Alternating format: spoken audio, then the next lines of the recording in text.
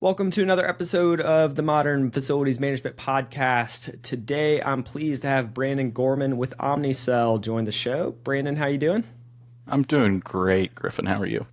I'm doing just fine. I appreciate you hopping on the show and to talk shop here today.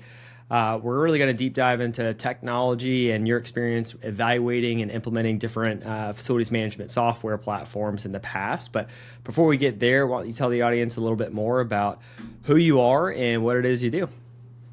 Absolutely. Thank you, Griffin. So currently I'm the facilities manager for Omnicell over our Texas corporate office locations. I've been with them for a little bit over half a year. Prior to them, I was the assistant vice president of facilities for PennyMac, and I was with them for 8 years. So I've been in the industry for 9 now. Um, Primarily in the financial sect of the industry, but now getting into the medical portion of So it. how'd you get into facilities management in the first place? So that's a very somewhat unique story of falling into it. Yeah. I had gotten out of the service. I was in the Army and just fell back onto security, managing security as an easy job to get into. Hmm. And typically facilities is the controlling department over the security contract. So the client I had at the time, PennyMac, that I was Hmm. managing their security for through contract, the head of facilities, after a year of doing that work with them, approached me and wanted to hire me internally to be their facilities supervisor over their new Plano corporate office location and enter into a mentorship with him. So I jumped at the opportunity. He had been in the facilities and real estate industry for over 30 years at that point. He was the head of it for Countrywide, if you remember. Uh, I don't. uh, so the unfortunate thing that they're known for is basically causing the 2008 housing bubble Ah, crisis. yeah, yeah. Talk about a good logo there to have on the resume. So, So um, you ended up going from the service, have the opportunity to really transition to being on site, I guess an internal employee, and then have a mentor there, which that will go probably towards the last question I always ask people. But so you jumped at the opportunity and got in your foot in the door within facilities management, which you mentioned at the beginning you kind of fell into it. That's honestly not that unique. It does seem to be the case that most everyone I talk to, it's oh yeah, I was doing this random job and got an opportunity and had a great mentor that showed me the ropes, and here I am, 30 years later, managing a portfolio of buildings. But yeah, no, that's great, and I mean it's just you got to be adaptable, and I think that's the main. I think characteristic a lot of people that have come on have shared is just I just took on more responsibilities and ended up being good at it. exactly the ever flowing addition of more hats to wear. Yeah, It 100%. just keeps on going. I guess the other with how people get in, just kind of fall into, I guess, this industry. An interesting fact of me getting into the industry that way is when I was assistant vice president of facilities at PennyMac. That during that period of time is when I learned of and met my real biological father that I knew nothing about, and he was the assistant director of facilities at a hospital. No kidding. No kidding. That is too cool. On a personal note, are you adopted? I'm not. Okay, I was gonna say that would make two of us because I am, and I was gonna say like this is the first epiphany moment We were on the close show. to it. Yeah. All right. Well, switching gears on as you've gotten into the industry and you fast forward 10 years. Um, I know we talked here previously about a couple of different scenarios where you've played the role of evaluating current technology and full on doing an implementation. And so I know a lot of people out there are looking at their current systems, looking at their current operations, and where can we improve. And technology is usually one of the top topics that people go in and evaluate. And so let's just speak holistically and talk through what you have found to be successful during this process, starting out with just that moment of we need to switch. Like, how do you get to that point, or when do you know you're at that point of I need to evaluate alternative solutions to my software tech stack? So, at least for my experiences, my first round with that was with PennyMac when I transitioned into facilities with them.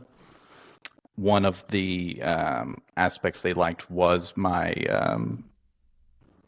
knowledge on tech, as opposed to the staff that they did have in facilities at the time.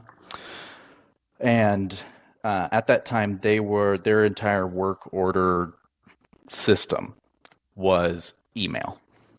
Oh, And but other portions of the company had already started using ServiceNow.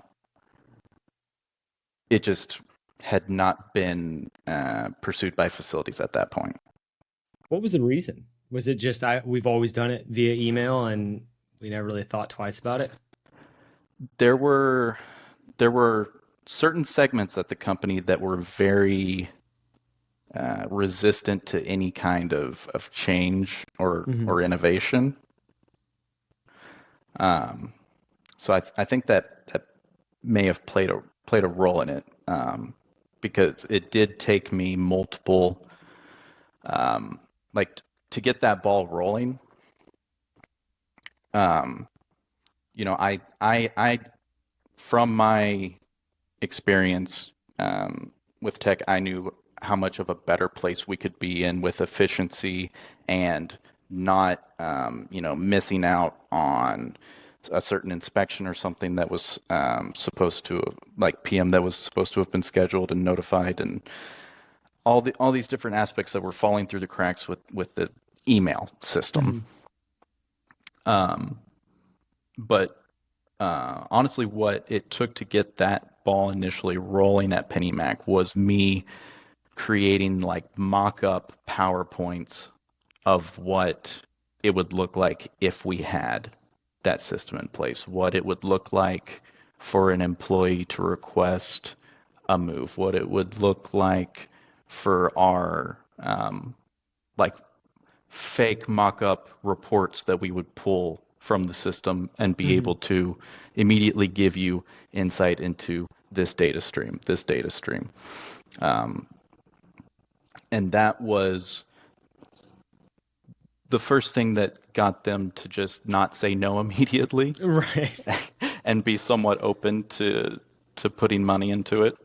So you basically just created a scenario of like this is what could happen, the actual day in and day out workflow. This is what it would look like. But I think the important thing you did was tie it to the overall business of here's the impact that this would have, the reports that we could pull, the data that we'd be able to capture.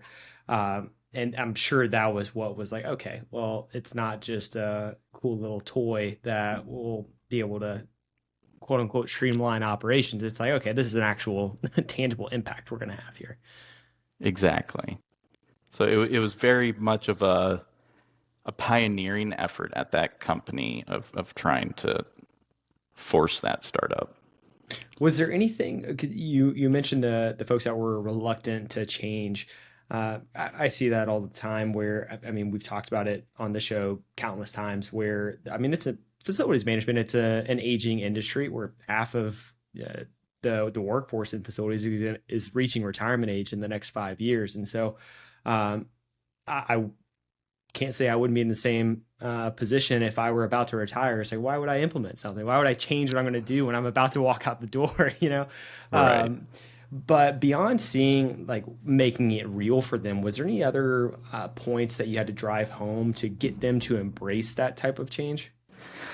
I mean, some of the other mock-ups in those presentations I created that they really liked was I had created some mock-ups of being able to, have the live floor plans in ServiceNow, and to where every cube, every electrical room, every conference room, all of those are parsed data blocks that you can assign equipment to, assign users to, all those things.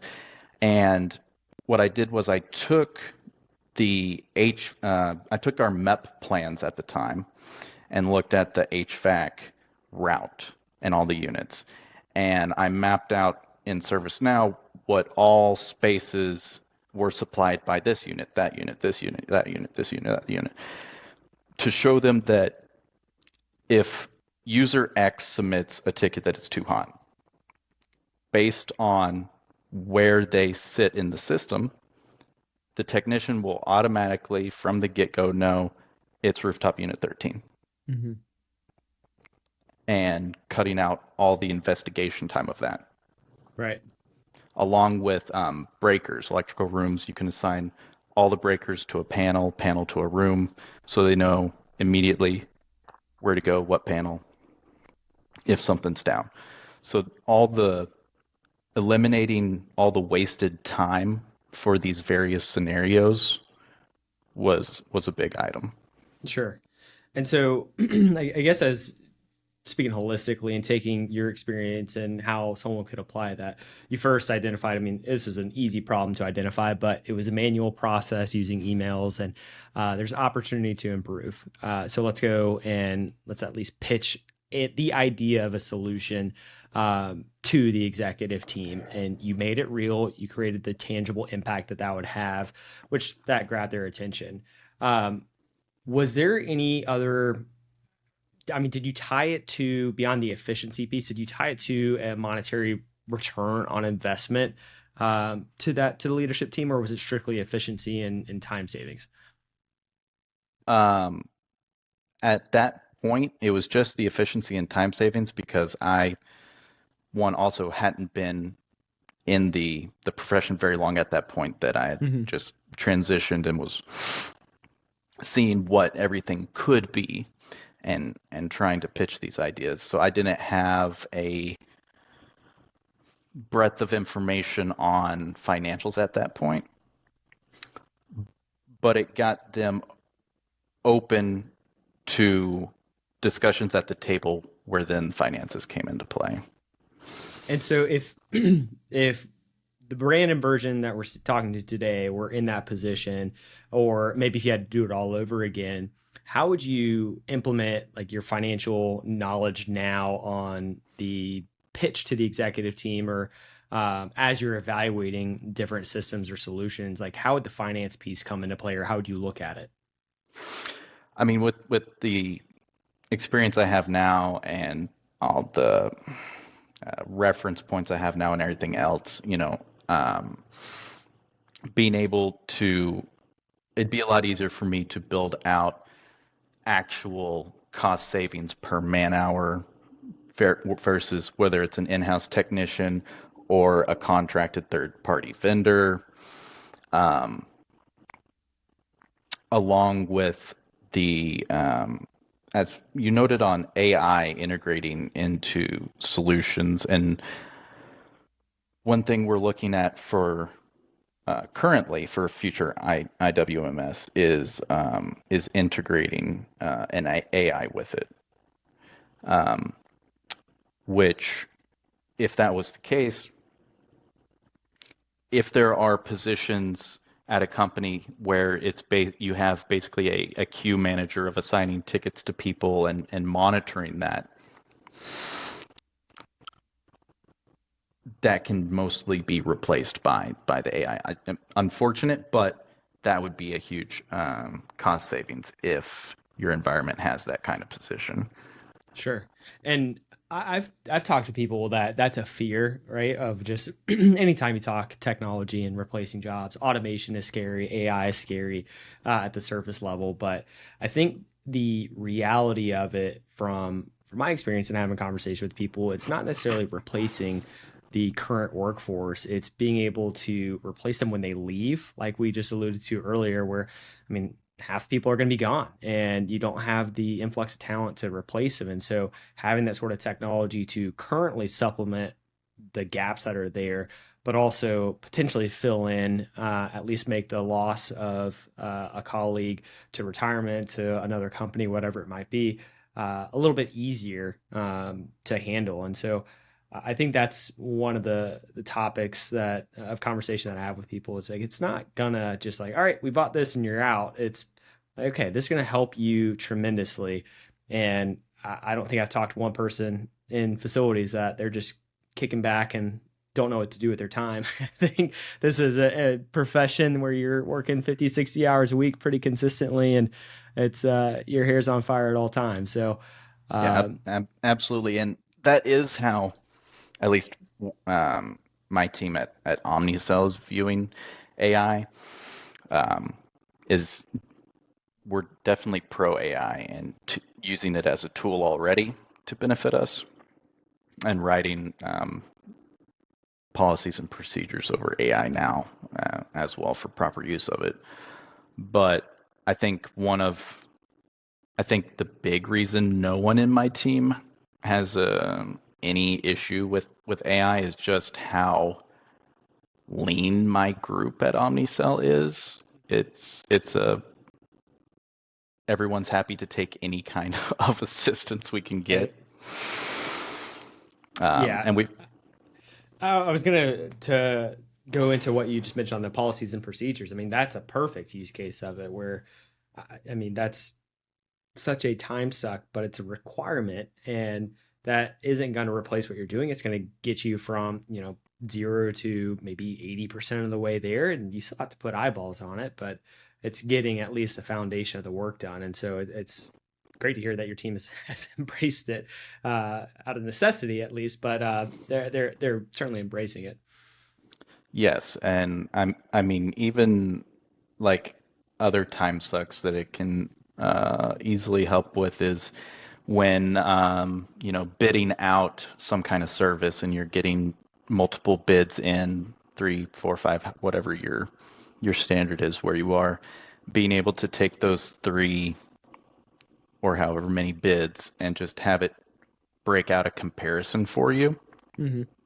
of everything, and then ask it to run all of the clauses uh, against standard business practices just to see if any red flags immediately pop up so you don't have to go through the thing with a magnifying glass. Mm-hmm. Um, like that's a use that we've already started using it for. Yeah, I feel as though if there's any time suck or if there's any problem you're stuck on, I think my first reaction now, it's not to go to Google and research it. It's, hey, how can I use the AI using ChatGPT to ask it how I could use AI to solve this problem? Which that's the way I've tried to explain it to people that are a bit reluctant to adopt it. It's you're not going to the encyclopedia anymore. You're going to Google. You're not going to Google anymore. You're going to ChatGPT or AI to at least not only give you a list of potential articles to read. It's, hey, here's some solutions and problems that this Yeah. could solve. But all right, so going back into the evaluation piece. So you talked about the problem set. I've talked about really just leveraging AI and again tying that to the problems there. But as far as making that sort of decision, everyone's gonna have their own unique requirements. What are some best practices on gathering requirements for choosing which software you're going to go with?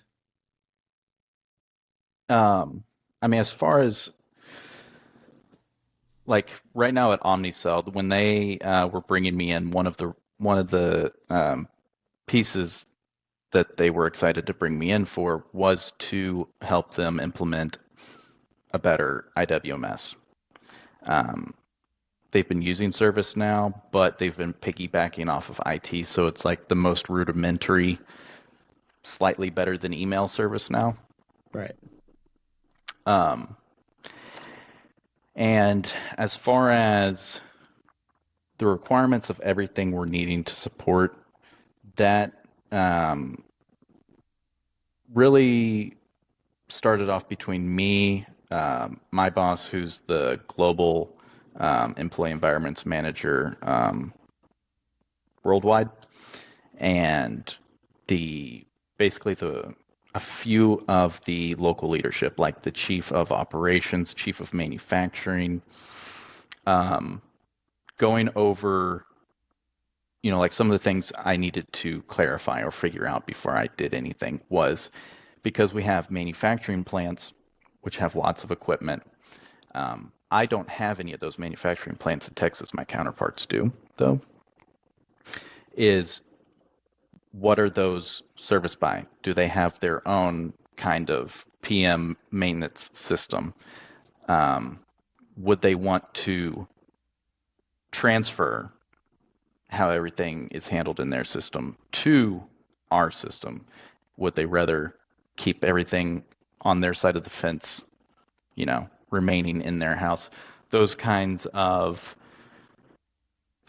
items we went through because I think it makes the most sense to have everything streamlined under one cohesive system, even if it's not my equipment and it's their equipment, at least it's there. Um, but not everyone agrees. So Right. those kind of senior leadership meetings, investigating, because I just if you're new to the company, just investigating what all the different departments' systems are, Hmm. because it's there's always a learning process to that. Um, but yeah, I feel as though one benefit of having a system that, or at least going through this evaluation, you'll find a lot of spreadsheets and manual workflows that can be eliminated. And oh yeah, I think there's a lot of aha moments when you go around and you actually have these types of conversations. It's like, what is your day to day, and like, what are you tracking? Like, that's a great question to ask different departments because it's. I've had some conversations where capital projects are managed literally on a whiteboard, and it's just like, well, that doesn't seem like the most efficient way to manage a multi-million dollar project, but by all means, whatever works for you, I guess. But I think there's countless opportunities to either eliminate spreadsheets or manual processes or even other tools that people have invested in. I mean, there's platforms out there that have an asset management piece, a floor plans piece of it, a hoteling piece, and unless you do your research and you actually go out there and potentially look for this, you could be spending, tens of thousands of dollars, if not more, a year on unnecessary tools. And so I think that is getting into, let's do the evaluation of what we're doing right now, but also what could we potentially eliminate, and like what's the desired outcome of this sort of migration or implementation there. it exactly, and you don't know what you don't know. So asking all those probing questions just to get a full picture, more understanding of all of your customers' needs. Customers for us, as in the employees, all the different departments, HR, Right. IT, manufacturing, production.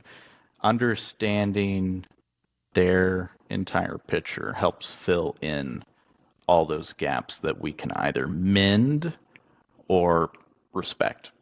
Yep.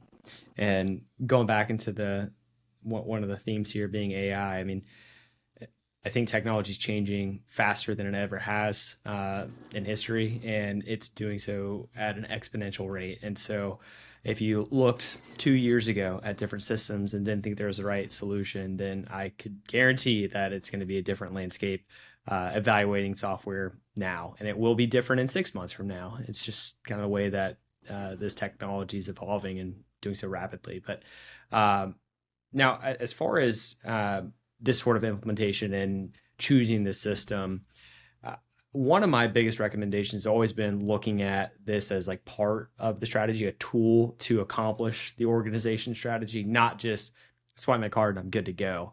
Have you found that some people have that sort of mentality where they just like, okay, I bought a system, I'm all set? Or do you feel as though like they get it where it's still more than just implementing? I have experienced that, and from individuals that weren't as bad as the ones that were just saying no outright that Right. wanted the emails, But I think it really, I think from their viewpoint, it really comes from either a lack of understanding or just not proper understanding of, because a lot of it was what I've dealt with is when there are layers to the tool. Whereas if you buy into the tool, you have this feature set, but all these feature sets and abilities are locked behind either other modules or integrations within that. And at least in my instances, it's felt like them not understanding that separation um, properly Mhm. and feeling like they should have access to more because they bought the system. Right, right. Yeah, that makes sense.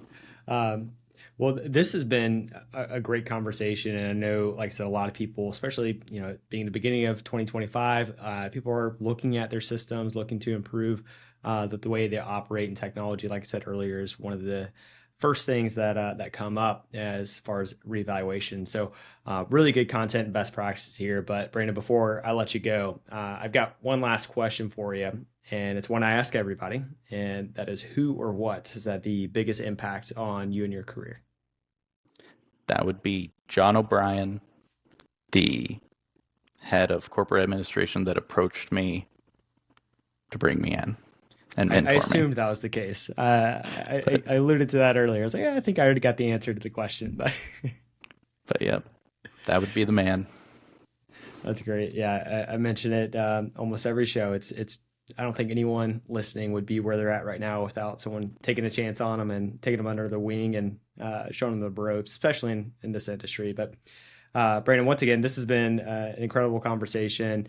For those that are interested in learning more, I'm going to have more information in the show notes for folks to be able to reach out to you at need be.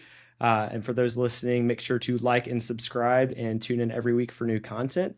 And until next time, be good.